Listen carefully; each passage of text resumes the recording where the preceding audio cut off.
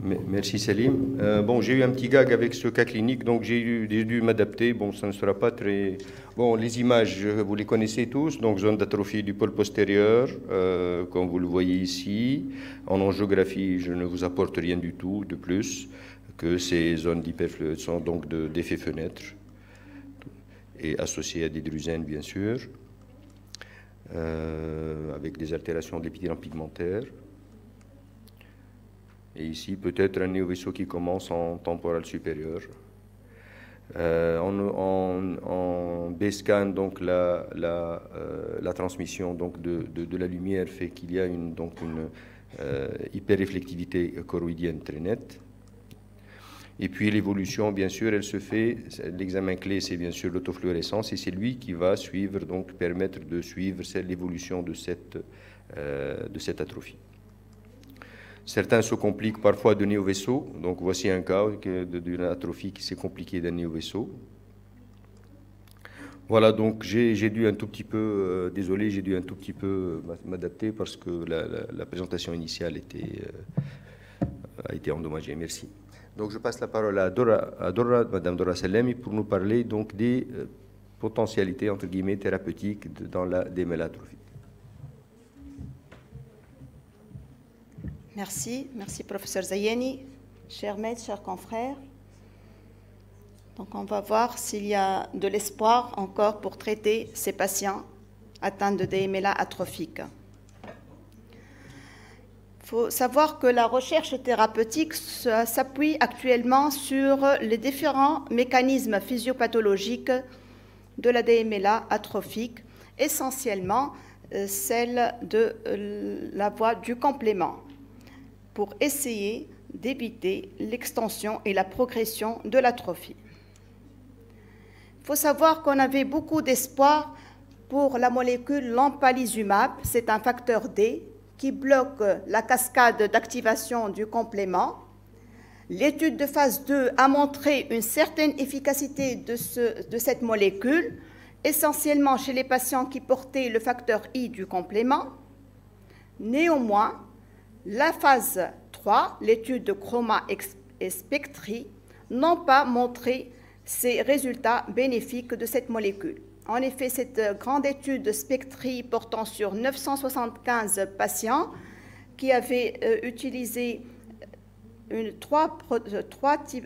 rythmes d'injection, injection Q4 et Q6 versus témoin, n'a pas montré de variation de la progression de l'atrophie entre les trois groupes. Et là, on a dit qu'il y a un échec de cette molécule, le lampalizumab, c'était la fin de cette molécule. Donc, y a-t-il toujours de l'espoir pour traiter ces malades atteints de DMLA atrophique? Il y a une autre molécule, l'APL2, qui bloque également la voie du complément. Elle est en étude de phase 2.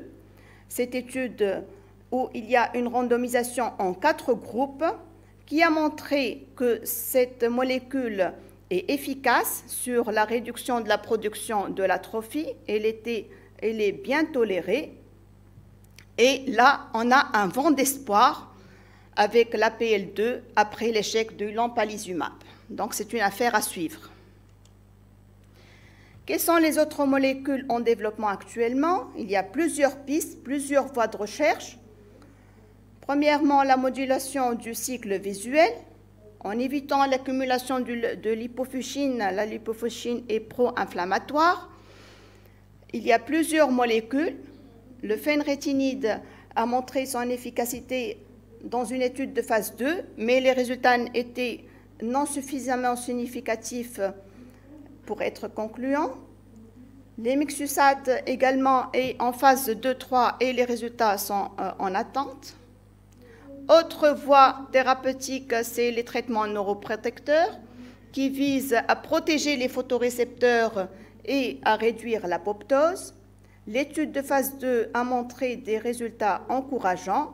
Actuellement, l'étude de phase 3, l'étude de Bacon est en cours. Les résultats sont attendus en fin de 2018. Autre voie d'étude, c'est la réduction de production des dépôts de bêta-amyloïdes. Un produit est actuellement en cours d'étude en phase 2, le GSK en intraveineux, afin de réduire l'accumulation de bêta-amyloïdes. Autre voie de recherche, l'amélioration de la perfusion choroïdienne. Plusieurs molécules ont été essayées. On n'a pas preuve de leur efficacité actuellement. D'autres stratégies qui bloquent la voie alterne du complément, et ce sont des médicaments anti-inflammatoires. On a vu le lampalizumab, le POD4, mais également il y a d'autres molécules, essentiellement le Zumera, actuellement en phase 2-3, et les études sont également attendues en 2018. Autre molécule également à action anti-inflammatoire, l'Illuvien, qui est déjà utilisé dans l'œdème maculaire diabétique, a été également essayé chez 40 patients. D'autres molécules sont également à l'étude, on n'a pas encore les résultats. Lorsque l'atrophie géographique est étendue et qu'il y a une baisse importante de la vision, il y a l'espoir d'administrer des cellules souches qui peuvent parvenir de l'épithélium pigmentaire fœtal, des cellules souches embryonnaires ou mésenchymateuses, des greffes de cellules pour remplacer les cellules épithéliales et les photorécepteurs endommagés. Mais ceci également, c'est en cours de recherche. Donc, qu'est-ce qu'on peut dire? En 2018, il n'y a toujours pas de traitement validé pour les patients qui présentent une DMLA atrophique. Plusieurs voies de recherche restent à explorer. Les molécules sont prometteuses, en particulier les molécules qui agissent sur la voie du complément, les anti-inflammatoires, les molécules neuroprotectrices, et on attend les résultats à long terme. Je vous remercie.